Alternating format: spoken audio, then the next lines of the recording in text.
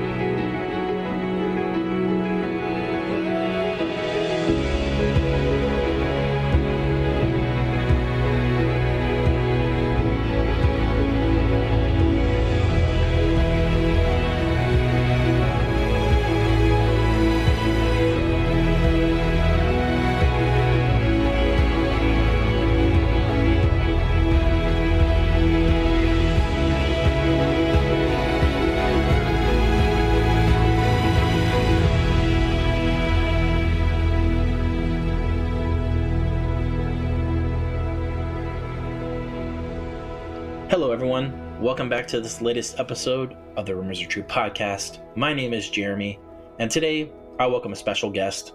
His name is Brent McCorkle. You might know Brent as one of the directors and the film scorer of the film Jesus Revolution, as well as I Can Only Imagine, Unconditional, and a million other movies he's made over the years. Brent and I have an incredible conversation about the film industry and him growing up and getting into music as well as movies, and an amazing conversation. I'm so stoked on it, and I hope you enjoy it as much as I do. So I hope you enjoy this latest episode with Brent McCorkle. Hey Brent, thanks so much for joining my podcast. I really appreciate your time, man. So good to be with you, Jeremy. Thanks for having me on, man. Absolutely, man. So what's up now? I know you probably got a lot of crazy stuff going on. Tell me what's up in your world, man. I'm so excited. You're getting like the scoop. You're getting the exclusive right now, but about an hour ago, we hit 50 million. Unbelievable. Box office. So I just got the text and texted a few actors that I love. But yeah, man. So officially, we hit 50 million domestic, which is, it's quite a feat for a small movie after COVID. Mm-hmm. The state of domestic box office right now in America is pretty bleak. It's pretty dismal. We just don't have the numbers that we used to have. Even pre-COVID, it was starting to go down. And then when COVID hit, I kind of joke around and say, all these middle-class people that save up money to go on vacation, well, they didn't go on vacation, so they did one or two things. They put an above-ground pool in, or they built like the most incredible home theater system you could possibly imagine. Mm-hmm. And what that's doing is that's applying very extreme pressure on the exhibition side of things, because this accountant probably has his room dialed in better than most theaters in the country. So they're just like, why go to the movies? So, but I will say, I think people need to be reminded of how amazing a communal experience with a story is. And so Jesus Revolution was cool because you laugh and cry and clap and cheer. It's a really fun experience to have as a group. And so, yeah, man, I'm excited about what Jesus Revolution has done. Lionsgate's been an amazing partner, and yeah, we're just so happy to see a little drama doing these kind of numbers after COVID. It's good for the entire cinema industrial complex out there, you know. Yeah, it's an incredible film. I truly mean that. My wife saw it and she was like, "You got to see this movie," and I went and saw it, and I was floored. Like, I really was. I thought it was the cinematography, the direction, the music, everything about it. It gripped me, and I was just like, "This is an incredible film." That, you know, faith or no faith, it needs to be seen. It's just a beautiful film. Thanks, man. I appreciate you saying that. I'm a bit of a black sheep in the faith space in that I try to make stuff that's very grounded and human and can appeal to people from all walks of life. So the greatest compliments I personally get, I know this offends people, but like when my Hindu friend calls me crying, or my Jewish friend or my atheist friend, yeah, that was really good, man. I cried, you know, like beautiful. So for me, I want this stuff, even that delves into faith. I want it to hit people from all walks of life on a humanitarian level. You know, like, we're all in this together. We're all having some kind of human experience. Like, however you choose to define that for yourself, I don't really care. But I think there is something universal that's happening, and I am some sort of weird believer that thinks there's something out there for sure. And so I enjoy working on faith, but I try to do it in a way that reaches beyond the little enclave of like evangelical Christianity or that sort of construct. I want it to break out from that and reach people from all walks of life, because, you know, Christianity in its texts, holy text, mentions love more than any other world religion. And most people aren't experiencing it that way right now, especially in the political theater that we have. And so I love this movie because it talks about unity and inclusion, love of the other, a place of belonging, forgiveness, empathy, compassion, you know, my personal values that actually correlate or interact with some of what I consider to be the main tenets of the Christian faith. And so yeah, it's always a challenge, right, to make a film that's going to entertain the faith audience, but also hopefully do something that reaches beyond that. And I really do feel like we threaded that needle on this title for sure. I completely agree. I think growing up, I grew up, you know, believer. I still am, obviously, at this point. And, you know, it was always, you know, oh, Christian movies are terrible, or they're just really cheesy or very, you know, cliche. And I feel like in the last, you know, year or so between, you know, Jesus Revolution and The Chosen, it's incredible as well. It's just, I feel like the art part of it is starting to maybe catch up or just be seen more, you know, like, not so much catch up, but like, there's just a hunger for good art, no matter what, you know, the faith is, or, you know, with somebody like yourself being able to do a film like this, it's incredible. It's unbelievable because, again, it transcends the faith. It's just a good film. Yeah, man, I appreciate that. Well, I always tell kids, you know, it seems like in this day and time, you know, someone who has a message that they really, really want to get out into the world, it inadvertently makes you a little bit lazy in the trade craft, because you just want to grab a camcorder and go shoot something about Jesus. But for me and John and Andy, the Irwin brothers, we're just different. It's like, we love Hollywood. We aspire to be on the level of Hollywood. So we just approach things differently, because that's really what happens. You know, people get excited about a message and you don't realize, like, man, you've got 2 to 5 years of hardcore investing in yourself, in figuring out which way is up before you should even put anything out there, you know? So we've done, you know, at least a bit of the hard work. I'm still not satisfied with where I'm at yet. I still definitely feel like I'm climbing the mountain of creativity and excellence and all that. But I mean, I try to point people back to the Sistine Chapel. You know, that guy, he was a believer, but he was doing some of the greatest art of the time. And it actually was faith-based art, you know, Sure. And so much of what Michelangelo was doing revolved around faith. And, you know, faith was obviously more of the pop culture of the time. But at the same time, it's just some of the greatest art ever made. And so I always tell people, you know, if you're going to attach God or Christ or Jesus to something, like, you might actually think about how, this idea of excellence, right? Because I think Michelangelo kind of threw down the gauntlet there, and I always try to invoke the Sistine Chapel in these conversations when I can, because faith content can be great. It can be transcendent and absolutely some of the best stuff out there. But unfortunately, like you said, most of it is pretty bad because people don't take on the value system of making it excellent or making it a high value art target. And so that's why I like working with John and Andy, because we're similar in that we want our stuff to be on par with Hollywood. And it's definitely been a journey. I will tell you, I'm hard on myself, but I mean, for the first time in my entire career, and I've been doing this for a long time, but I looked at the Jesus Revolution trailer. I was like, yeah, that belongs up there in between the other Hollywood trailers. Like that competes, and it's the first time in my career that I can say that. So it's been a journey, man. It's not like you show up. You don't show up out of taking a few film classes and do that, At least I don't. It's been a really hard battle, like a lot of hard work to get to where I am now, and I'm not happy with it. Like I said, I still want to be better for sure. Yeah, man. Well, kudos to you, because it's, like I said, it's incredible, and I'm just really happy for you. It's awesome story to hear that all this perseverance has kind of put you in a position to be successful, and I think that's amazing.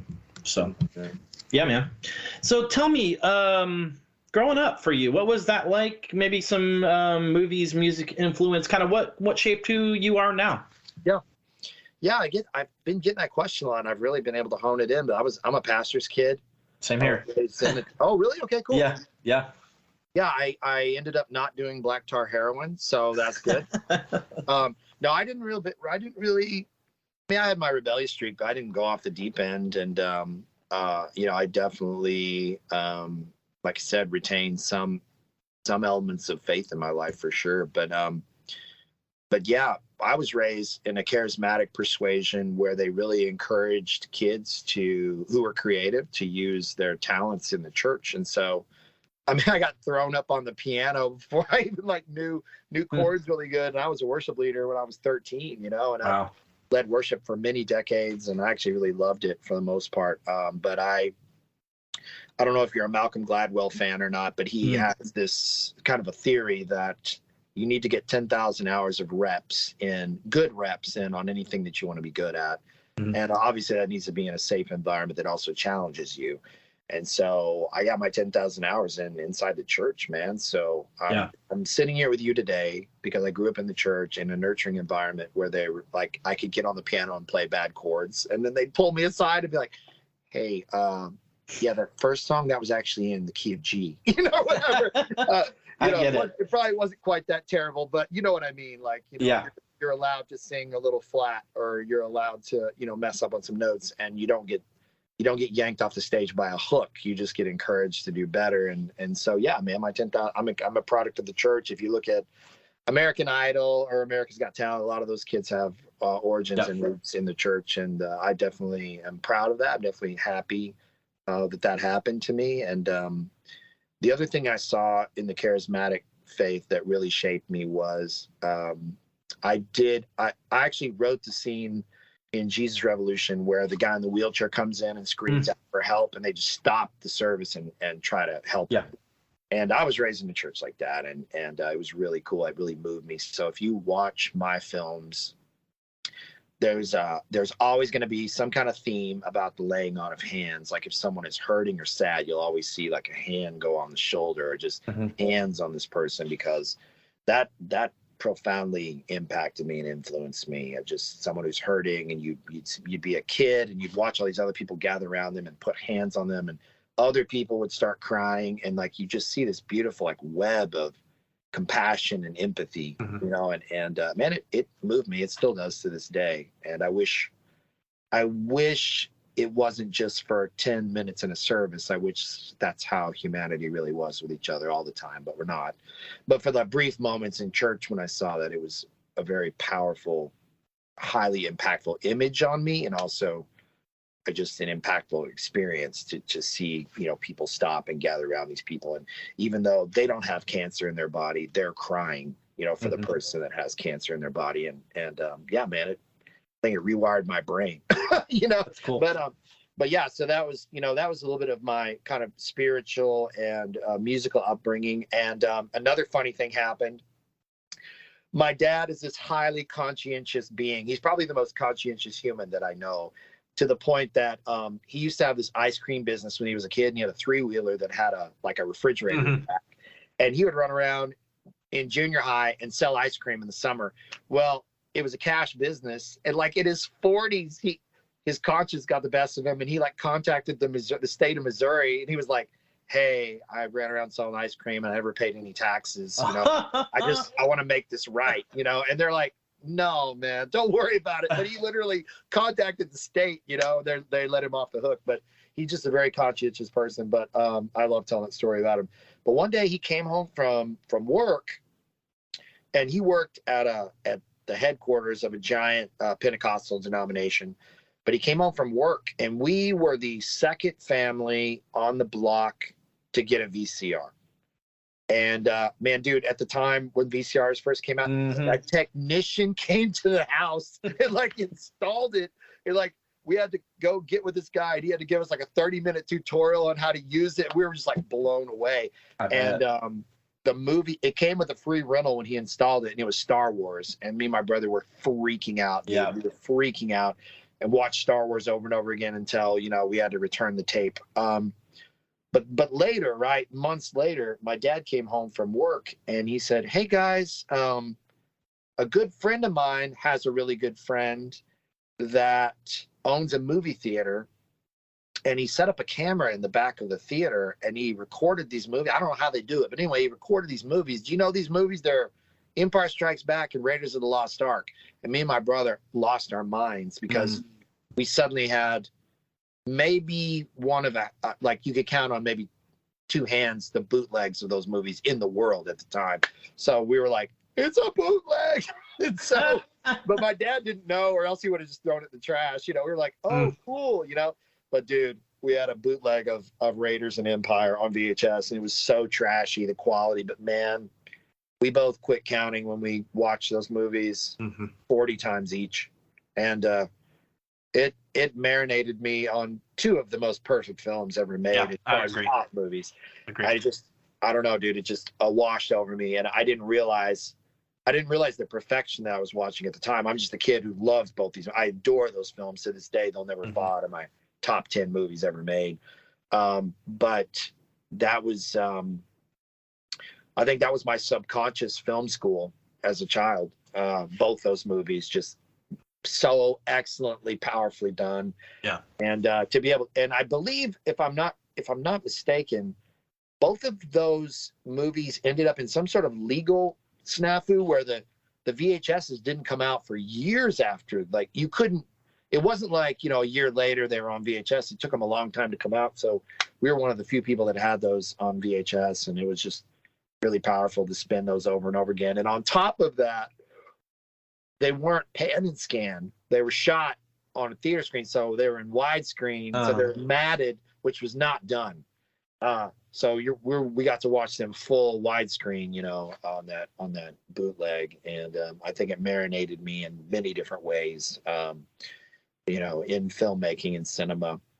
My parents were really strict, and we weren't allowed to go to the movie theater at all. We couldn't go to the cinema, and that was really hard on me. But that also impacted me because I raised my kids. Obviously, I don't have the same values as them as it pertains to cinema. I never have, and it was really hard growing up as a kid who loved the movies so much and couldn't go. But what was so special about that, and I thank them for it, and I'm not mad or bitter, upset about it, or resentful anymore. I probably was when I was younger, but it made me appreciate and respect and love the cinema in a way that kids just grow up and they go all the time. It's totally taken for granted. And for me, it's not. For me, it's like a privilege, and it's a very sacred thing for me. I definitely feel like God meets me in the theater a lot. I probably cry more in the cinema than anywhere. I don't cry as much about my own life as I do, just when a story moves me. I'm very easily moved by a well-told story, and I feel all the emotions. So like horror films are terrifying for me. Mm-hmm. Love stories, pound me in my chest, and action films get my blood pumping. Like I really am in touch with my emotions, and I love how good stories bring out your emotions, and I aspire to that in my own work. But yeah, I would say all those things combined made me who I am. Anybody that goes to the movies with me, my kids included, know that the expectation is we're going to sit through the credits until the very end and be respectful and meditate and be appreciative of the 1,000 people or the hundreds of people that worked on the film to bring it to us, even if we didn't like it that much. And so, yeah, man, I think not being able to go to the cinema as a kid really shaped me into someone who loves the cinema in a way that most people will never understand because it was never taken from them. Sure. I get that. That's really cool perspective. I definitely can relate to the, you can't watch this, you can't watch this. I get that part of it. So it's definitely relatable. That's cool that you have taken that and, there's a reverence for it and a respect for it, obviously. And that it's kind of maybe come out in your storytelling, in the way you do a film. You have an absolute respect for it, and that's really cool. So, what kind of music were you listening to at that time? What was there any sort of bands or records that really kind of influenced you as well? Well, similarly, right? Definitely, I found myself as the culture war was firing up, in the early 80s, and the kind of the Christian bubble was happening, and the Bible Belt, all that stuff was really kicking into full force. And so I remember the evangelical movement to boycott ET. But in the midst of all that, CCM was really coming into power. It's like, extremely powerful silo of music. And my parents are cool with me listening to CCM. So my stuff was divided. Anything at home that I listened to on tape would have to be CCM. And even that, sometimes when I'd lean into some of the harder stuff, they would make me get rid of those tapes. Like, no, it's too hard. It's too hard rock, man. So even then, there was a little bit of censorship. But beyond that, man, like at school or even riding the bus, I was all about 80s top 40, man. And I still am. You can hear it in my scores. But like, it's all I could really get because I couldn't have any 80s records at the house or tapes or anything. And so like most of the 80s I would hear would be with friends away from the house, or even riding the school bus, or even stuff I would hear at school. It was like the 80s, right? So kids would bring jam boxes and they would let them, they would let the kids bring them onto the playground, man. And we would have like DJ, people put tapes in it, DJs while we're playing on the jungle gym. It was so amazing. But yeah, man, 80s top 40. I think it's amazing, and I'm definitely an 80s radio kid. It greatly dramatically informed my music for sure. But quite frankly, man, there was some awesome CCM at the time. Yeah, that it was a little bit different than what you would say about movies. Like there were a lot of people that came out of the gate were very strong. And before it became a little bit more industrialized and like a factory, like now I don't listen to it that much because a lot of it sounds the same. But back then, man, it was as eclectic as 80s radio. You'd hear like kind of a folky tune and then like a harder rock tune, or like more of a synth driven tune. It was real broad. You'd hear like Sadie Patty, but then you would also hear like a light Petra song. I love Petra, bro. I love Petra. Yeah. Petra was right on the edge with my parents. Some of it they let me have, and some of it they didn't. But Beat the System was just an amazing record. Amazing record. And man, like Smitty's older work. Oh yeah. I mean, some of Amy Grant's records in the 80s. I mean, Unguarded. I still pop that in and play. It's a great record. Fantastic production values. And then the one she did after that, Lead Me On. Yeah, great record. And a lot of like Michael W. Smith's Big Picture. I got to collab with Michael W. Smith on Jesus Rev. He wanted to do an homage to We Are One in the Spirit, and I had scored one of the trailers with almost like a synth-driven, big epic ambient thing of We Are One in the Spirit. and my daughter sang on it, and he heard it, and he's like, I want to record this with you. So it's like, amazing. he came back, and we redid the song to fit. And, you know, he's like, I want it to change keys. And like, I had modulated the song in a minute, you know? So I was like, oh man, he's going to make me modulate this. Okay. So dude, we did it. It turned out so great. But I got to tell him, I said, man, it's always going to be big picture for me, dude. And he Great goes, record. and he said, I loved working on that one. Wow. So yeah, that was a movie. I mean, I'm sorry, that was a record that never recouped. It was just too wild. People didn't appreciate it for what it was. And I'm like, you guys are crazy. This is like genius. It was like all over the place and so cooked in the lab, and every little thing was just in perfect order and put in its place. But yeah, that's my favorite of his by far. But yeah, he's talking to him about it and getting some of the stories. And what was that like, being able to meet him? Was that kind of like, you know, like how did that make you feel? Yeah, man. It's just surreal. Yeah, it's surreal because he was such a hero of mine. And I don't think I can fully process it. I'm just like, wow, I get to work with this guy that when I was a kid, like he was just a huge influence on me, and just as almost like a disembodied experience. I just had to kind of observe it and be like, okay, wow, you're working with one of your heroes. Okay, cool. Okay, great. You know? And then 2 years ago, I had the privilege of meeting Russ Taff. Oh, love Russ Taff, man. So good. Yeah, if you hear me sing, you'd be like, oh, he's trying to sing like Russ Taff. Medals, man. That record.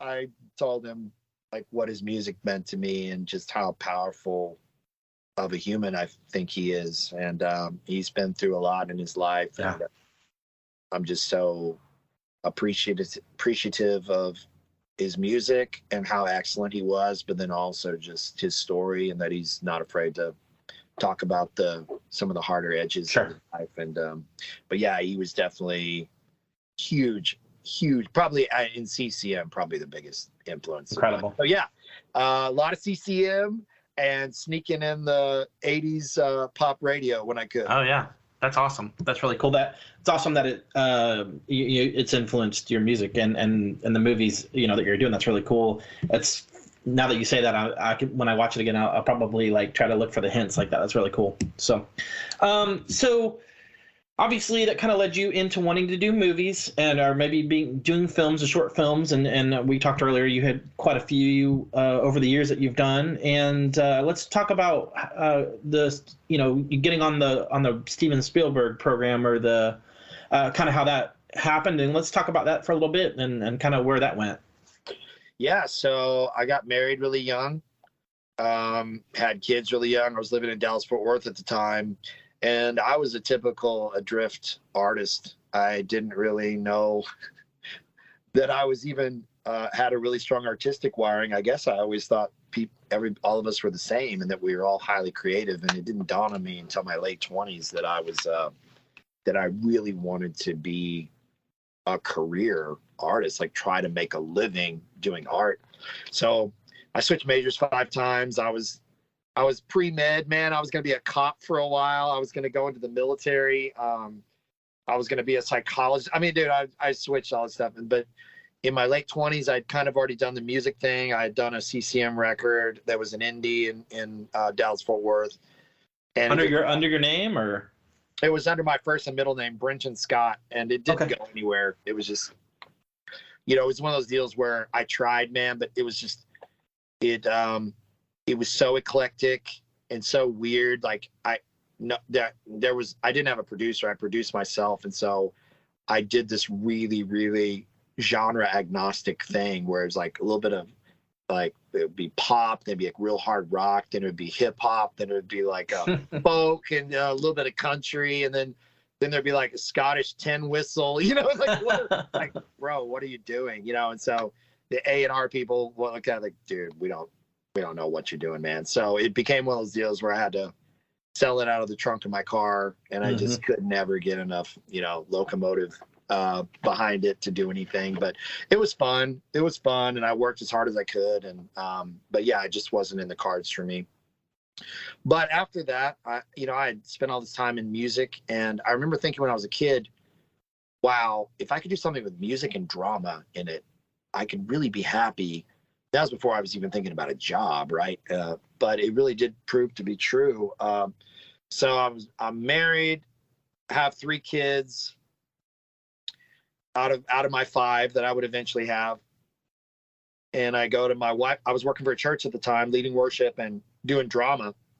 I went to my wife and I was like, hey, I really think I want to be a filmmaker. And the church was generous enough to let me get all my work done Monday, Wednesday, Friday, and let me take classes Tuesday, Thursday. So I went to Southern Methodist University and I took as many film classes as I could until my 4th kid, my daughter, was born, and I dropped out. So I loaded up as much as I could. And I learned a lot, man. They had a really cool program, and half of it was academic and really teaching you to think about what you're putting up on screen and where it all came from and the history of cinema. And that was really cool. And the other half was lab, like you could check out cameras, and the first 2 things they make you shoot were on film. So I had to shoot 2 short films on film.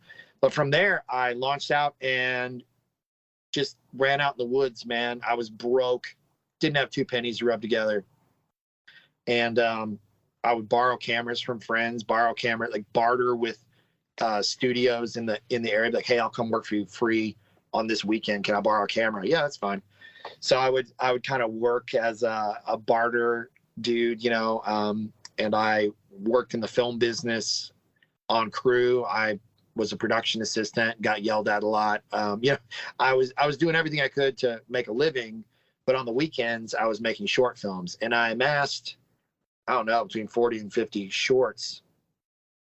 And I was participating in short film festivals all over the country, and I would win some, lose some, place in some, get honorable mentions in some.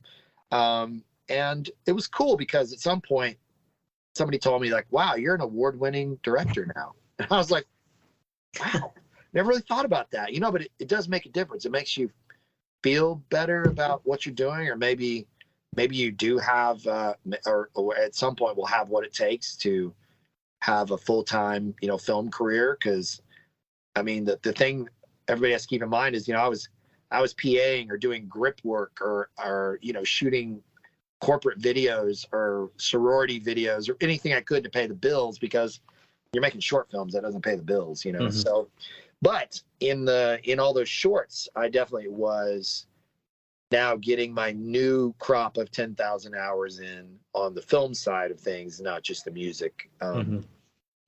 So yeah, one day a friend of mine called and said, hey, have you heard that Steven Spielberg is going back to TV? And I was like, no, he's not. Like he hadn't done anything in TV since the Animaniacs. Mm-hmm. And so I blew it up. I actually thought they were wrong. I didn't even look it up.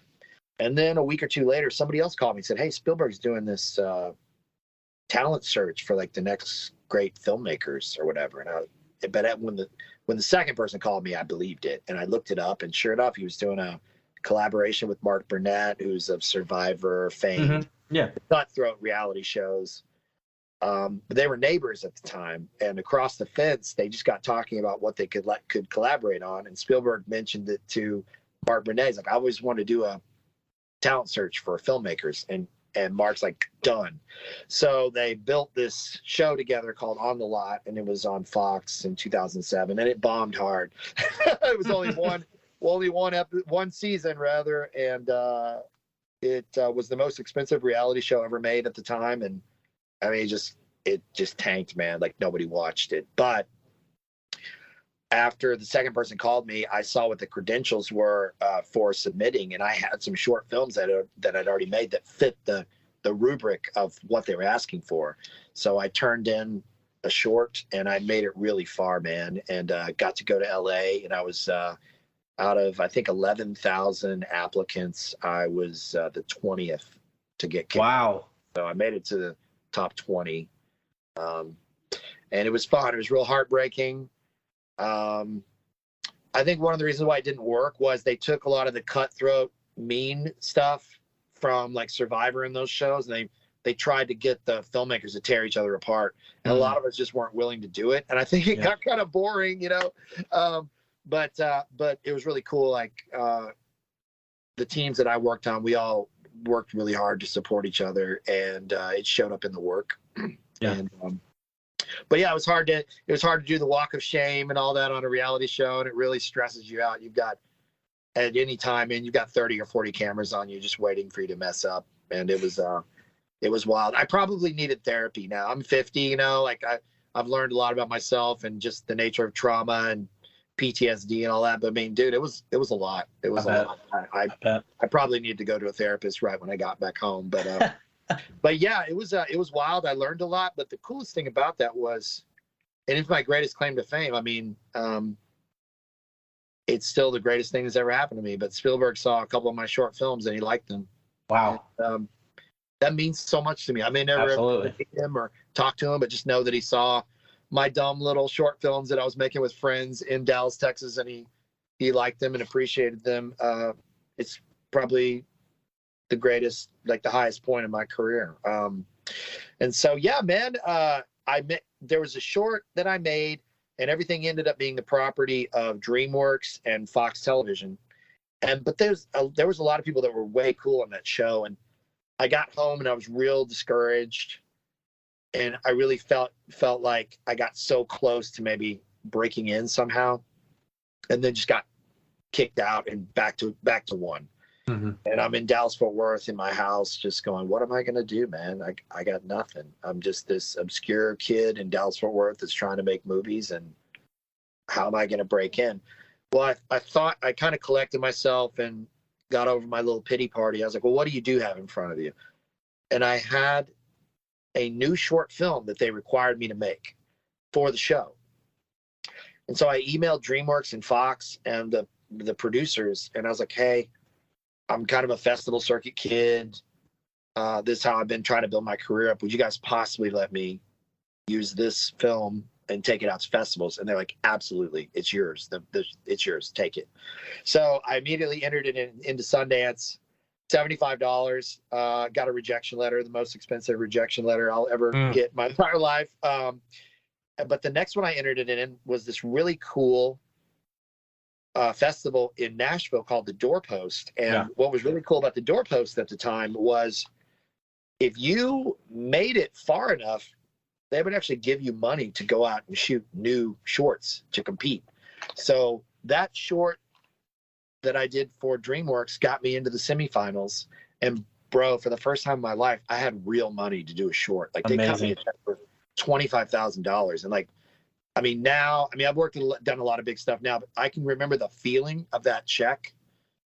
It was overwhelming. It would be like probably me getting like $100 million now to do a film. Like it was just so much money. And I was like, oh man, we got to swing for the fence. And I did this crazy, ridiculous, too expensive, short for the money, but it was a purgatory movie, and it was all night shoots. And, but I mean, it was cool. And I ended up placing in the money that year at the Doorpost, and I made third place. And dude, it was during the huge recession in 2010. And like, I was not getting any calls for my work, and it saved us, man. It saved us. And we barely, barely made it financially that year, but that Doorpost win helped us. But on top of that, there were two producers in the audience that were looking for their next filmmaker, and they tapped me on the shoulder after the presentation, and I won, won third place. And they said, hey, will you stick around an extra day?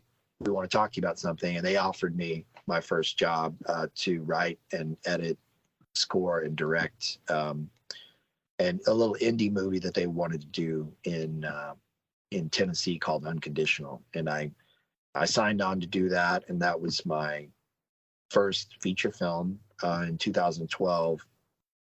But what's crazy about that, even as I tell you that story, I'm inextricably linked in my career with Steven Spielberg, because he chose the top 50 to get on the show.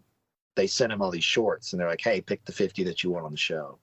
And he picked me to be in the show. And that's what got me to make that additional short. So I don't know that I'd be sitting here talking to you today if he hadn't have, I don't know where my life would have gone, honestly, but like he saw something in my short. I got to go on the show, make that extra short.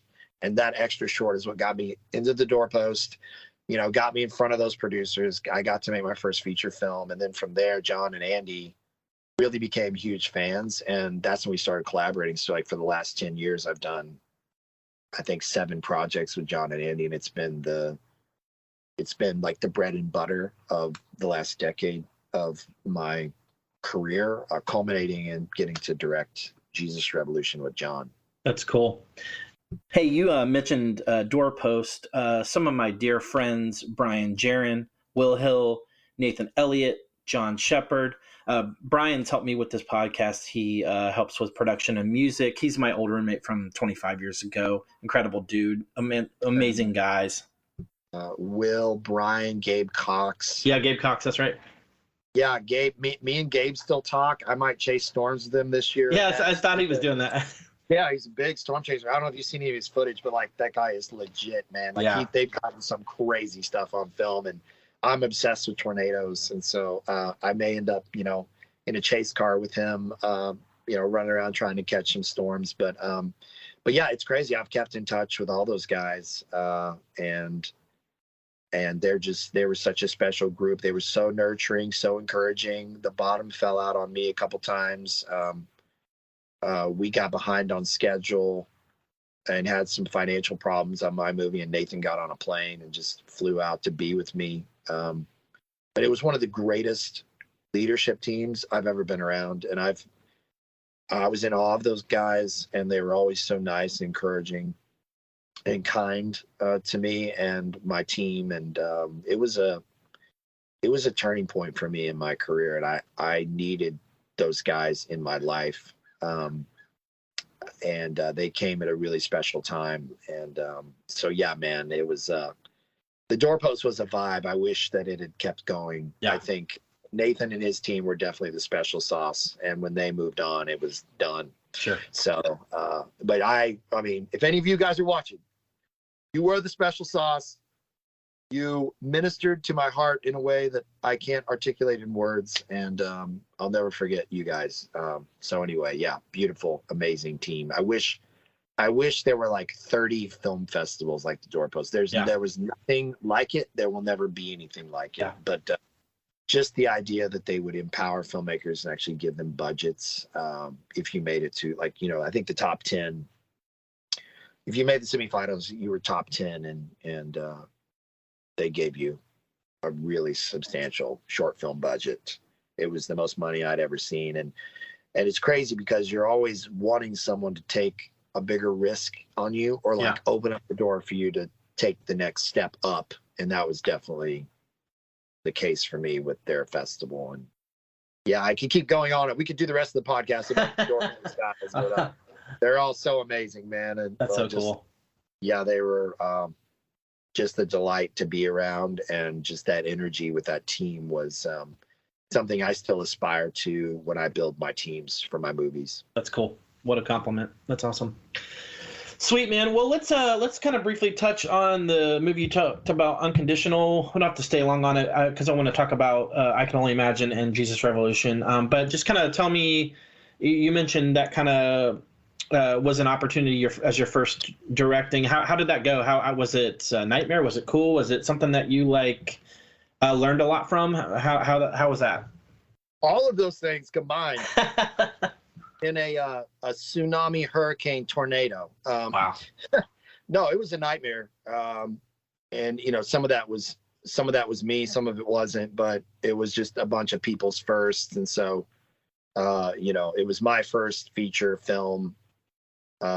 It was the producing unit's first feature film. And so when you have that going, it's tough because you've got a lot of rookies trying to steer the big ship, but in all of the nightmare, it was also very good. And I grew a lot. I was oftentimes overwhelmed spiritually and emotionally. A bunch of people came around that movie that just wanted to help. It was a story of a man in Nashville who runs a nonprofit to help inner city children. Mm-hmm. So the goodwill around the title and the outpouring around the title was pretty overwhelming. It brought me to my knees a few times. And I had great actors in the lead roles. I had Michael Ealy and Lynn Collins. I don't know if you know those actors or not, but they were just fantastic. Bruce McGill, who's like legendary Hollywood veteran. He came and did like 2 days with me, and he was just amazing. And so I learned a lot from those actors. I was out of my depth in a lot of ways, but in other ways I wasn't. And so I used my strengths as best I could, and I tried to learn from my weaknesses. But what's amazing is when you're in a pressure cooker like that, I'm a walking encyclopedia now for independent filmmaking. I saw a lot of the mistakes. I saw a lot of the things that like corners would be cut, and we have a lot of we have a saying, and this happens all the time in every title you do. There's always something like this, but it's like, don't be a penny wise and a pound foolish. Where like you're trying to save pennies, but you literally like damage something. Mm-hmm. So like one of my quotes is like, put orthodontics on teeth, but don't break teeth out. Right? It's like you're trying to make it better. You're trying to make it smile better, not like pull teeth out of the thing. So yeah, I watched some corners get cut. I watched some things, from the sidelines, and as you're watching all those things, you're like, wow, okay, I'm not doing X, Y, and Z on my next film, So it was a beautiful, wonderful learning experience for me at the same time. But we learned a lot of hard truths too, because the movie turned out good, and while it was a hard one to make, it was just a beautiful kind of honeycomb, very amber, very warm, spiritual feeling when you watch this movie. And like none of the dirt or the gunk, or like stuff that I was angsty about, it wasn't in the movie. It was so cool, but like it transcended the woes and the plagues of production, all the problems. It transcended, and that really gave me a lot of hope and encouragement and faith. It's like, wow, okay, this ended up really beautiful in spite of all the problems. So it was like a big spiritual journey for me too. Just like a human life, right? It's like, that's my life, right? That's all of our lives to a degree. And like very beautiful things can be made out of dust, or ash, or a train wreck, or like, beautiful art can be made from a junkyard, Yep. So yeah, that was a big spiritual learning experience for me. And quite frankly, I came out of that with a lot of angst and resentment and anger. And it's taken me on a beautiful spiritual experience of letting all that go, and learning to, I think, forgive myself, but also let loose of resentment and frustration and the stories that you want to tell about why it didn't do 60 million at the box office or whatever it is, whatever it is, you're, probably some ego and, some stuff involved there, but I'm way more chill now, and I'm way more of like a open-handed filmmaker. I really like the discovery process now, and not really trying to tell everybody what it needs to be. Yeah. So it changed me a lot, but it definitely was a crucible in all the great ways and all the bad ways. And but I wouldn't trade it. I wouldn't trade it. I wouldn't trade a minute of it. Everything since then has been much easier, and I'm showing up in a better place, definitely a better headspace than I did. And but I'm also able to, I think, relate to people and their pain and even their fears, some anxiety, some insecurities. I'm able to just be real and show up in I think probably in a more real, authentic way, and also be able to see when people are hurting, or maybe why they're acting a certain way on set. Maybe there's something more to it than just a pride thing, or there's probably something more to it there. And so, yeah, I'm definitely deeper spiritually, smarter, definitely a smarter filmmaker now. And it was awesome to see how that film felt when it was all said and done, just how that movie feels. It just gives you a big old hug, man. It's really cool. So that's awesome. I realized that, despite the challenges, man, there's love. If you're inviting love into your frames, like, love will show up in your frames. Yeah. Even when it's really hard to get those frames in the can. So yeah, that was my baptism by fire into feature films for sure. Very cool. That's awesome. What a cool viewpoint after the fact. That's cool. Let's talk about I Can Only Imagine. Big film for you. Kind of talk how that briefly how that materialized and kind of how you felt about it and kind of similar to what you just described. Yeah, man. I loved working on that movie. We shot it in Oklahoma City, and I didn't know what the crew situation was going to be like, but man, the Oklahoma crew was amazing, dude. They were awesome. I love those guys. I would shoot another film in Oklahoma like tomorrow. But it was cool. I worked with John and Andy on a football movie called Woodlawn. It was similar to Remember the Titans, but there was a Christian revival in this school that had recently been desegregated. So you still had segregation inside the schools. You had the whites and the African American like cliques, and it was showing up even in the football team. They couldn't play together because of the racism. And then there's this Christian revival, and they all got on the same page spiritually and athletically, and they started playing together as a team. And it's a really cool story. But Andy called me and wanted me to edit it with him because it was all the football, man. It was gonna be like shooting an action movie. And it was a whip, man. It was a whip. It took 2 editors grinding for a long time to get that movie put together. But we all got along so well, man. We vibed, and I brought a lot of things to the story, and they ended up letting me score on that a little bit. I scored about 25% of the score. And after all that, man, the good vibes were flowing. And John asked me if I might want to write I Can Only Imagine with him. I was like, absolutely. And then Andy was like, hey, would you want to edit with me again? I was like, yeah, sure. So I ended up kind of being the third Irwin brother on that one. I got to do a lot of stuff. I helped produce all the band music. I helped produce all the Mercy Me stuff that we had in the film, and I ended up getting to score the entire movie.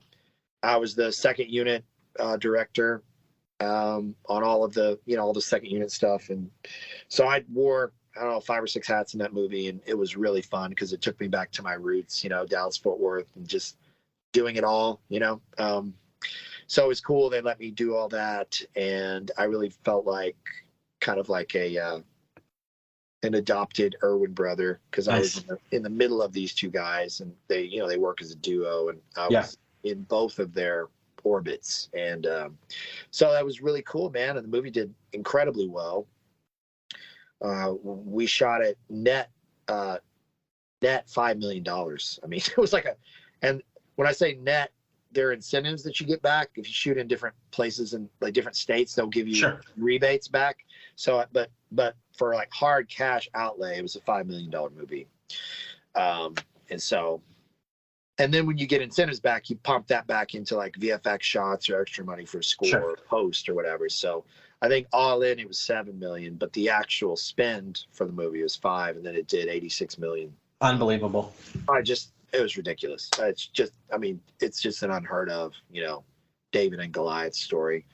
I will say though, and this would step on all the toes of probably everybody that worked on that film. I remember seeing the trailer going, yeah, we're not there yet. It's like, it's Indiewood, like it was cool and looked good, but there was just something still indie about it.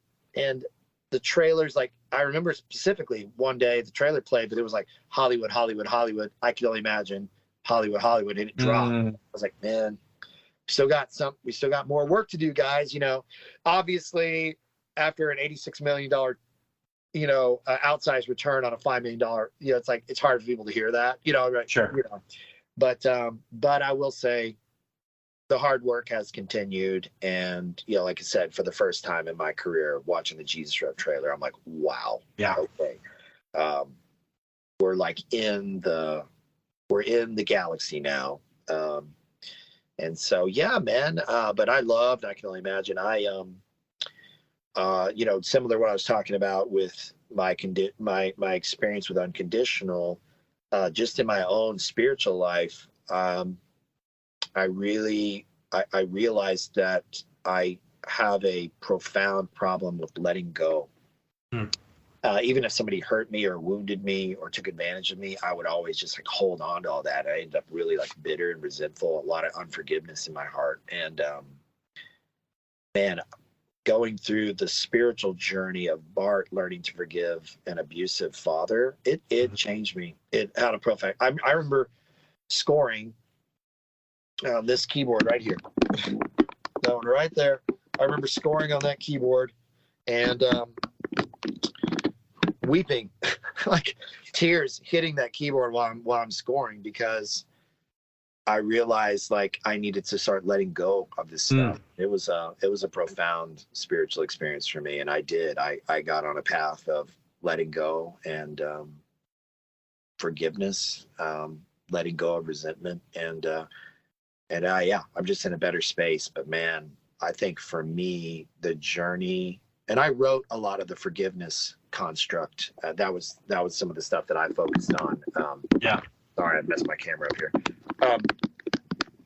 That was some of the stuff I was tasked with in the script.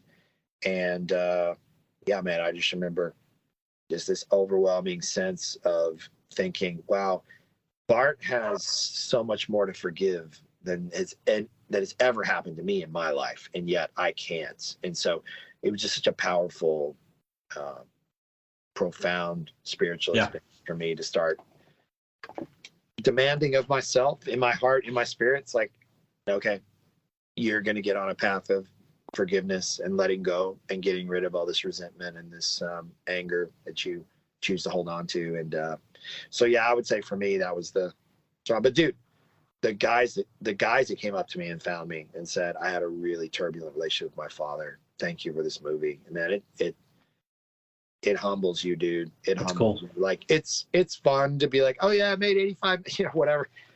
And the most important thing that movie did was show you what's possible. That's cool. Like healing of your human relationships that are damaged, and also letting go of really hard things that have happened to you in your story. Wow.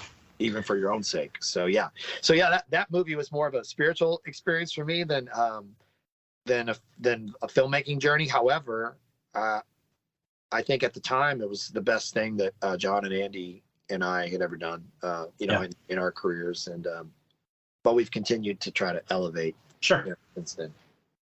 Very cool, man. That's awesome. I'm seeing a theme here of you making these films and you not so much learning lessons, but being able to look back and be like, I can change some things about myself. And, it's a tool for you to be creative and also, get an ability to forgive and, whatever it may be. And I think that's really cool. And it is profound, what you just said. I think that's really awesome, man. It's pretty wild, but it's almost like by proxy, right? Like if I can do it as the filmmaker, I have to believe that the audience could maybe go there with me. Absolutely. And I do think that I can only imagine opened up a lot of hearts for people to start trying to forgive, on a path, at least get on a path of forgiveness, which that's a cool path to be on. Even if you like wake up 5 years later, like I still can't forgive my stepdad. That's okay. Like you're on a path. And I think once you set yourself on that path, like magical things can happen. Yeah, absolutely, man. Very, very cool. All right. Well, let's talk about the Jesus Revolution. Let's again go back into kind of how that materialized and your process with that, and obviously things are going well with that. So kind of talk about that for a little bit. Yeah, man. The movie fell apart twice. We've been working on this movie for 7 years. I was the original researcher. We started researching this movie. Let me think.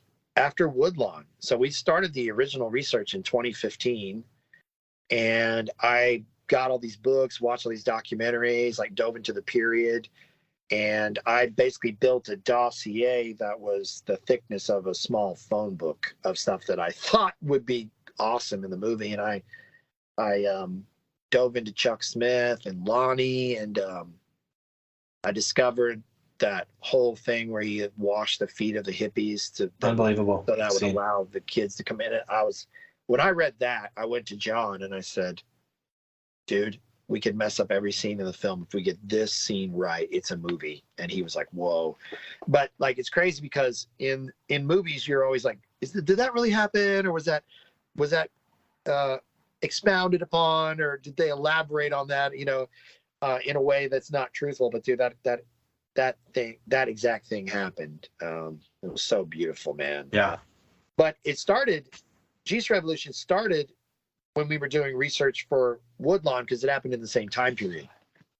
So Woodlawn occurred during the Jesus movement. So John found the Time magazine article with the psychedelic Jesus on the cover that just said Jesus Revolution. It was a 1971 cover, and he ordered it and he read it. He read the article and he's like, guys, this is our next movie. So I started doing all the research and we got the pitch decks ready and everything. Well, then I Can Only Imagine came along. Lionsgate liked Jesus Rev, but they felt like they wanted to do 2 or 3 more titles before we could do Jesus Revolution. So it got tabled then. I moved on to do other stuff. John Irwin and John Gunn wrote the script. John Gunn loved the script so much. He's a director too. He wanted to direct it. Well, it got all the way up to shooting. They were like 2 weeks out from shooting. It was in production. They had bought the trailer. They had bought a bunch of costumes. They had all the locations set out. They had their DP. They had everybody on ready to go. And COVID hit, and Lionsgate shut down all production across the globe. And everybody's just devastated because we'd been waiting so long for that film to get made. But luckily for me, John Gunn's like me too, man. Like, you just don't, and a lot of the guys in Kingdom across the board, like, COVID didn't really stop us. We found other stuff to do that was COVID safe, COVID friendly. So we shot a couple documentaries. John Gunn wrote a script that was a very limited cast, and they shot that, COVID compliant. But John Gunn moved on, and then we're coming up out of COVID, and Lionsgate greenlit Jesus Revolution again. And John Irwin came to me and said, hey, John moved on. Do you want to do this with me? I was like, absolutely, man. So third time around, I was available. It worked out. The nation's coming up out of COVID. We're in this extreme time of division and hatred and people screaming each other in all caps, and just almost like going out of our way to find ways to hate and to rage quit on someone that doesn't believe exactly the same way you do. And here comes this sweet little movie about love, acceptance, kindness, really seeing the other with compassion. And for a brief blip in evangelical history, these two disparate groups, find a place of belonging and freedom and a way of existing together under the banner of Christian love. And I don't know, man. To me, it's a love letter out to our culture at large, but it's a love letter to the church as well, because unfortunately, I think most people don't realize this, but it's absolutely true. We're cultural Westerners before we're religious. And as a consumer, as a Western thinker, those are things are at the highest operation in our mind, in our heart, in our soul. And then, when someone's like, by God, I'm a Christian, I don't care if no, I'm sorry, but that's not the case. Like, we're so indoctrinated into being Westerners that we actually process our religion and our faith through all those. And so we're just in a terrible Western construct right now with our politics. And so all the Christianity is getting filtered through this in like really terrible ways. And so this was a love letter back to the church to just say, hey, let's get back to the basics. Let's get back to the core tenets of loving people, even people different than us. Yeah. Let's see where that takes us, because right now, culturally in America, this rage and this hate, it's a dead end. It takes us nowhere. I don't care if you go to church or if you don't. I don't really care if you're Catholic or Protestant or atheist or whatever. Like, we've got to find a way to move forward in love and to get back to loving each other. And I personally believe that Christianity offers a path forward for that. And yet, in some ways, I feel like, Jesus said, bless those who curse you. And I have some really bad news, guys, but you need to love your enemies. Yep. And with that gauntlet thrown down, I feel like I maybe have met 4 real Christians in my entire life, me not included, you know? So I don't know, man. That's been the beautiful thing for me to focus on is just a very loving way of being. And I got asked this in a podcast, and it was really powerful. But she said, yeah, but the Bible says the world's going to hate you. And so what do we do with that? I was like, yeah, but the mandate is to keep loving anyway. Mm-hmm. But everybody's focusing on the culture war, like, oh, well, whatever, whoever's against you, they're your enemy, and you have to stop them and crush them. But I think the culture war is probably one of the largest deceptions that we have in our world right now. Because what it does is it channels all that energy that you could be doing something positive and loving for your neighbor. Mm-hmm. It channels all that into rage and hate, and almost like an excuse or some sort of validation for your hatred and your ostracization of the other. Mm-hmm. And that's just not the mandate, man. That's just not. And so yeah, man, I think for me, it being canned a couple times and coming out when it did, I just really hope it just plants seeds of kindness and love back in culture, especially for the church, and for the culture at large. And so yeah, man, again, it was very awesome, growing experience. It was the best cast I've ever gotten to work with, best crew. For the most part, like, it was a little hippie family that made this film. We had little road bumps along the way for sure, just like we do in every production. But I will say the morale was the highest morale I've ever seen on a film set. And I always say, like, filmmaking brings out the best and the worst in you, because sometimes you're doing 14, 18-hour days, and like, you don't even have time to sleep. And on the weekends, you're doing laundry and like, just trying to like sleep in one day, so it's going to bring out all of your extremes, the good and the bad. And so it was really cool to see the kindness and the family vibe, the hippie vibe on this set, and everybody just showing up to work, and not a lot of egos, and just everybody hitting it as hard as they could. It was awesome. Definitely by far the most incredible experience I've had on a movie, and I would do it with this same group again in a heartbeat. They were just so incredible to work with. And the health, it's like I always say, when you're doing films like this, you're inviting all these people onto a pirate ship, and you just hope there's no mutiny, and you hope there's all this trust, and you hope that everybody just gets on the ship and does their job really well, and we'll all make it out there and not die, Yeah. The other side. And I would say this is the greatest example of that I've experienced in my career so far, for sure. That's awesome. How do you feel with the success of it? Is it validating? Is it something that you're like, man, I obviously you seem extremely proud of it. So, what's your viewpoint on that? Yeah, it's interesting. It's not validating. I'm fascinated. I've really been trying to observe my life more than live in my whatever my feelings are in the day. I'm trying to observe it more. So observing it's another one of those surreal moments in my life. It's like, wow, this movie's like blowing up. This is crazy. But like, I don't have any like pride or validation in it.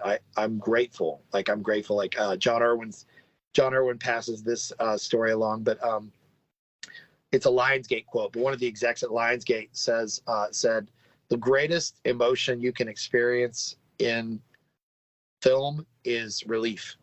So I think most of probably what I felt was just relief, because especially for the team, because I mean, you pour like a year of your life into this thing. Yeah. To see it take off, and just know that everybody's like, everybody's work is being seen by a lot of people. It makes me happy. It makes me really grateful.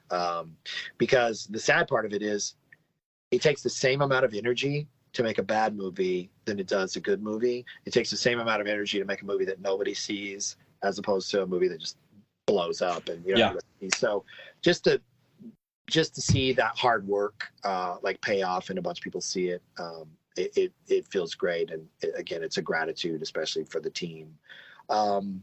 Beyond that, it was a small drama that I think quadrupled Hollywood trade expectations and predictions. And so that makes me really happy too, that Hollywood is, the trades are getting these little movies wrong that are targeted at very specific audiences. And maybe this is a little pressure wave that will make Hollywood think differently about maybe letting more dramas get made, because the Marvel films of the world are choking out all the smaller. Yeah, I agree.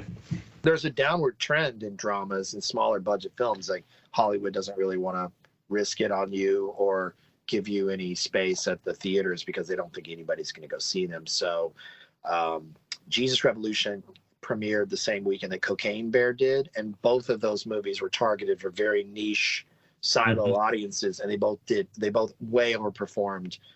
In some ways they're the same film because they're these narrow, lower budget movies that are targeting a very specific audience, and hopefully when you hit that audience and it penetrates there, it blows up. Spreads out. Yeah, it does more. So I think it was a tale of two, obviously like ideological extremes, right? But in the same way, almost an identical movie in its construction and how it was taken to market. And so yeah, I hope it.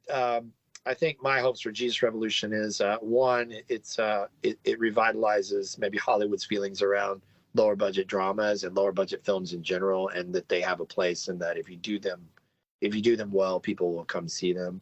And then two, I hope that for my friends' sake, especially because I've just done so much work in this space, but I do hope it continues to open up the world for more faith adjacent, aspirational, inspirational titles to come out. I think Hollywood should take many things from the playbooks of Jesus Revolution, Cocaine Bear, and Top Gun Maverick. Because if you look at Top Gun Maverick, man, it's such a feel-good, uplifting movie. Absolutely. Nobody gets killed in combat. The only death in that movie is someone who dies of cancer, and it just lifts you, man. It's so beautiful. It's so sweet, and it's so kind. And you have these people that actually love and care about each other very much. And I don't know, man. It made me hopeful for the future of humanity. And I think we need more films like that, whether you put faith in it or not. And so while Top Gun was a very expensive movie to make, it still was a very positive, kind film. Yeah, I agree. So I hope that there's a new, maybe a new, fresh look at hopeful, aspirational content as it pertains to what Hollywood will spend money on and allow to proceed to the movie theaters. So yeah, man, it's been cool. It's been cool. It's definitely the best thing I've ever worked on, and I really love doing the score, and I loved working. Yeah, I wanted to ask you about that real quick, because that was kind of. Can you kind of talk about how that? I thought it was unbelievable. It gripped me. I was sitting there, and I talked to my wife, and I said, "This is unbelievable," and it just reminded me of a lot of artists that I like in general. Just that ethereal, just epic, and it hit right. And you and I talked earlier. My friend Steven Keach, he's got a couple songs on there, and it's powerful, man. It's extremely powerful. I want you to kind of talk on that just a little bit before we close up. Okay. Well, one of the reasons why I got invited on was, I don't know, when I see things through, I like to score it at the end because I'm a musician. I'm a musician who happens to make films for a living. So the final touches that I put on things as a filmmaker is my music. And I so approach my filmmaking from a musician's heart. There's cadence, there's rhythm, there's lyricism, there's poetry, there's loud parts, there's quiet parts, there's busy parts, there's real simplified parts, and so just the filmmaking itself feels musical to me, and I have that approach. And so when I get to do the score at the end, it makes my heart so happy because it's a return to form. It like completes the circuit, So yeah, they let me kind of do my thing. if I'm left to my own devices and just left alone, I'll go ambient. You know, I'm a synth piano player and I love ambient. I can play just enough guitar to get me in trouble. So more than playing the guitar, I play my effects. I don't know if that makes any sense or not. Yeah, no, I got you. But yeah, man, I also was in charge of getting all the what's called the needle drops together. So if you hear like the old rock tunes from 1958, yes, loved it. I immersed myself in the period, and I had these long road trips driving to the production office, and I'd come home on the weekends. I'd drive home on the weekends to be with my family, and just on those long road trips, man, I would just play playlist after playlist, and everything I would hear that I loved, I would just put it to another playlist. So I ended up amassing 8 hours of amazing music, and a couple of my daughters are audiophiles, and they kicked me some deep cuts that were so cool too. So between the three of us, we made this 8-hour playlist, and I gave it to my editor, and I said, you know, familiarize yourself with this, and the assistant editor too. And I was like, anything you like, just start throwing in the movie. And dude, they juiced it, and they put in, and there were definitely specific songs that me and John wanted in certain places, but the editors really juiced that playlist and brought in some really cool music. And I had 2 amazing music supervisors, one for the production and one at Lionsgate, Hillary and Kevin, and they were both amazing. And so we had a village of people just, you know, raising up the needle drops. And then the word got out on the set. So cast and crew was asking me for the playlist. So I was sending it to them. Then I had my assistant build one on Spotify, because I'm an Apple Music guy. But so many people were like, what about Spotify? You know, so we had to rebuild the entire thing in Spotify and send it out. But it was fun, man. I loved it. So you know, I couldn't really talk about the score without talking about the needle drops. And then I knew Allie, who played Jeanette, the pastor's daughter. I knew she was a musician, and they let me write that extra scene where she's jamming out to war. Yeah. And so it lived, and, you know, we got the money for it and everything. And at the end of the day, I just to brag on Lionsgate, but they kicked in extra money, because like my tastes were so expensive for this little movie, but they believed in it, man. They believed in the vision, and they believed in the music, so they kicked in some extra money at the end beyond the budget that I was given to help me get a couple more songs, and that really meant a lot to me. The producers found a little bit of extra money to help me, and so that was cool. And so the score was amazing. Going back to Steven, I just want to brag on him for a minute, because what we did was, you look for temp music anywhere. What you do is you know, when you're editing, and I edited probably 25% of this movie, but you look for anything that has the vibe that you want ultimately to be in the score. Yeah. So it might be a Thomas Newman track, or a Hans Zimmer track, or a John Powell track, you know, any of these big scores that you love, you put in. And also there's a production library. I think they're based here in Nashville, but they're called Soundstripe, and a lot of amazing composers contribute to this music licensing library. Well, we would pull some of that in and use it as temp, and just to get a feel for things, you know, if it's like a rock vibe or an ambient vibe, or just to get the vibe and get the edit done, because you score last. A lot of people don't know this, but if you're going to do a traditional Hollywood film, you get the edit feeling perfect, then you lock it, then you hand that perfect edit that's locked off to a composer. He strips away all the temp score and redoes everything, with the understanding that the filmmakers are looking for a specific, you know, something similar in tone and vibe to that temp track. Yeah.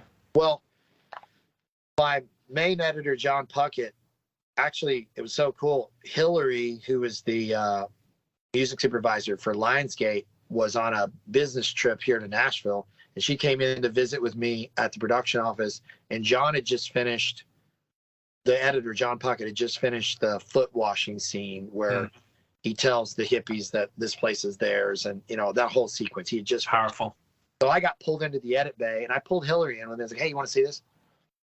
John played it for me, and it was perfect. It was perfect. I melted down, dude. There's tears down my face.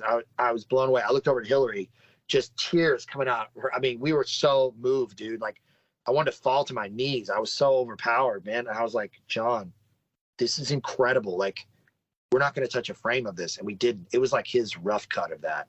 Wow. And I don't think we touched a frame. But in all of that, there was this temp score from Steven that we got from a sound library. And I was like, okay. And I pulled a producer and I said, this is lightning in a bottle. And I would love to score this entire movie. And it'd be great to say I scored the whole thing. But whatever this piece of music is, this is what needs to be in the movie. And they got with the licensing company and made a deal and licensed Steven's music to be in that section. So I gladly backed off and like I didn't even try to do something that worked. I was just like, guys, let's get this music. So we licensed that from Steven's company, and it made it in the final film. And personally, man, I will go on record and say it's my favorite piece of music in the movie, and I didn't do it. And so Steven, if you're watching, man, dude, you have my favorite piece of music in the film, and it's so beautiful, man. Just a beautiful piece of music, bro. And I hope that you loved watching your little licensed, music licensing library piece go out into a Lionsgate movie, and it deserves to be there, man. It's so emotional and so perfect for the scenes. So thanks, man. It's so great. But yeah, I think he has something else in there too. I can't recall. I think he's got 2, he said, I think. Yeah. I think we licensed maybe 4 pieces of music for the film, 4 or 5, and Steven got 2 in there. So, amazing. So yeah, he's so stoked for him. Yeah, he's legit, man. And it's so emotional right there. And it scared me so bad because it was perfect and I knew it. And I was like, if I score over this, it's not going to be the same, And so Steven's music was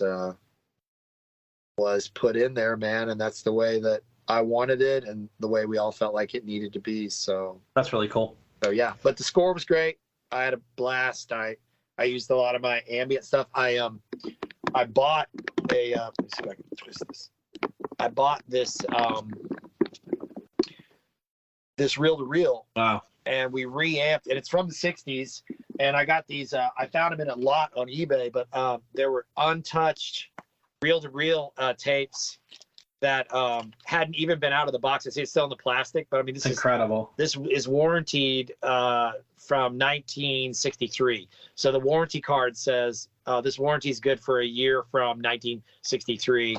And these have been just in somebody's attic or somebody's closet. That's crazy. So I pulled all this old tape and we reamped back to the tape machine and brought it back into digital. But like I was trying to do everything I could to make it feel like it was period. So even though it was modern and ambient stuff, I was trying to bring the 60s like tape saturation into it. That's awesome. So yeah, man, it was a fun journey, dude. It was a fun ride, and I had a blast working. Probably my favorite score I've ever gotten to do. Very cool, man. I think you accomplished it. It's incredible. Yeah, man. I think overall the film, like what we talked about, I really enjoyed it, but that music just really hit me hard. So I think you did a fantastic job. So, dude, I appreciate it, man. Yeah, man. Tell me, we'll close up here. What's the future like for you, man? What do you, what's the next steps? And yeah, we'll close that after that. Yeah, people don't know this about me, but like I was slightly dragged kicking and screaming into the faith sector. I really just wanted to do mainstream movies. So if you look at my shorts, they're horrors, they're thrillers, they're fantasy, they're sci-fi, they're weird.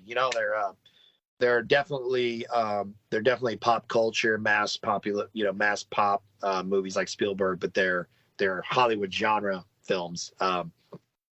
So I wouldn't mind going that direction, but similar to Spielberg, who's Jewish, he brings a lot of Judeo-Christian construct into his themes, and so I'll always have that going. Being raised Christian and someone who definitely has faith. I definitely think I'll bring my thing into that, but I would love to do more mainstream stuff. However, all that said, I've done a ton of stuff with Kingdom now and Lionsgate, and I think probably I'll be doing another movie with them that's a faith film. I would love to do that. So I'll know in the next 4 to 6 months what's going to be next for me. But they're looking at a lot of stuff for me because they know I'm more mainstream. But at the same time, I think if you are going to do lower budget films, it goes back to that Jesus Rev Cocaine Bear argument. Yeah. It needs to be very niche, and you need to understand that you're walking this movie to a very specific audience that you love and you care about, and you want them to walk out going, "That was awesome," you know. Yep. So I think if I had to guess now, I would say in 4 to 6 months, I would be in a contract to do another Kingdom and Lionsgate movie. Very cool. For them, very cool. Of some sort. So we'll see. Very cool, dude. Man, I've really enjoyed this conversation. This is so cool. I really appreciate your time, and I think it's cool that it's a small world. We know a lot of the same people, so it's just really been an awesome conversation, man. I really appreciate it. Dude, this has been so great. Thank you for the questions, and yeah, man, it's been so fun to be on these podcasts because I don't know. I think there's a kindness and a curiosity, and even the podcasts are a way of empathy, right? Like, like you and I are talking about how we feel about things, and I don't know, man. I hope that the world becomes more kind and less filled with hate, and so it's been really cool to be able to talk to you about where my career is taking. Yeah, man. And, yeah, man. So thanks for doing what you're doing. And yeah. Okay, so what was your favorite Petra album? Well, it actually was "This Means War" because because I saw them live at like 10 or 12, something like that, and it ramps, pyrotechnics, the whole thing that changed my world. And they actually just came here recently, and I got to work the show, and I got to hang out with them, and it was incredible. Like, they're just still rocking. It rules. Yeah, John Schlitt was. It was like he would drink 20 Monsters, you know. Yep. Like he was I agree. On fire, man. Like, yep. Yeah, I remember the first time seeing him, man. Like the lights came on, and he was just like jumping up and down, like pumping. I know. He was just like electric, you know. Yeah, he was just great. He was great. Yeah, definitely. I mean, that lineup was so cool, and I was a keyboard player, so I just loved the musicianship of the guys, their little personalities. So you had Louis on the drums. Yep. And you had John Lowry on the keyboard. Yeah, John. Yep. Bob Hartman. John would do the Jesus. You know, that was just iconic. You know, and yep.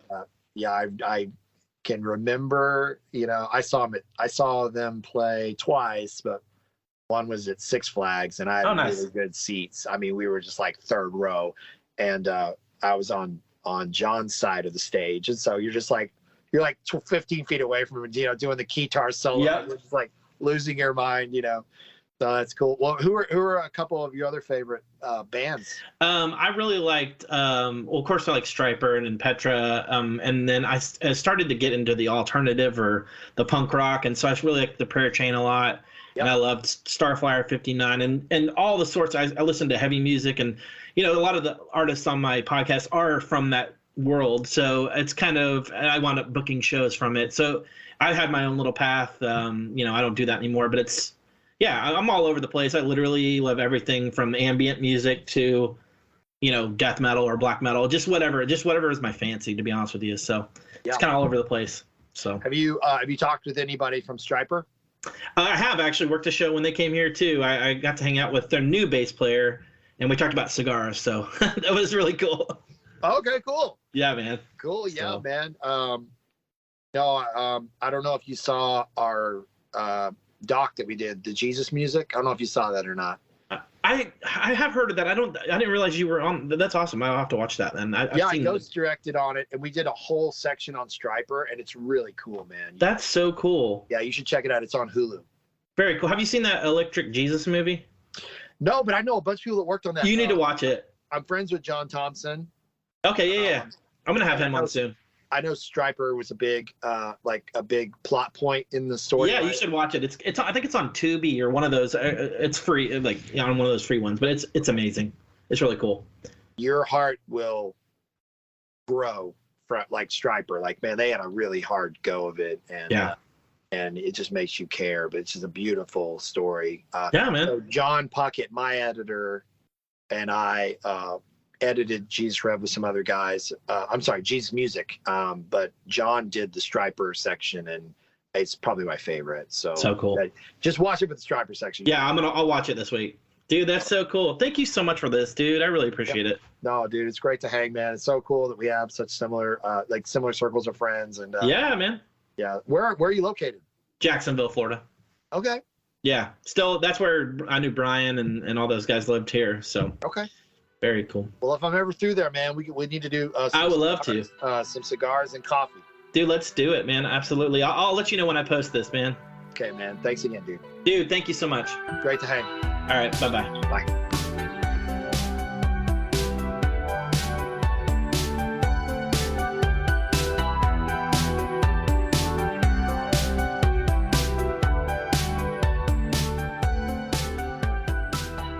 Hey, thank you, the listener, for tuning in to this latest episode of the Rumors Are True podcast. I'd also like to thank Brent McCorkle for his time. What an incredible, incredible conversation. I'm so stoked. I have a big smile on my face. An incredible opportunity for myself to be able to talk to somebody who's got an amazing talent that is doing some amazing things right now. If you have not seen the Jesus Revolution movie, do yourself a favor and see it. Faith or not, it is an unbelievable movie. Really well done. Soundtrack is amazing. The film score is incredible. Man, I cannot say enough good things about it.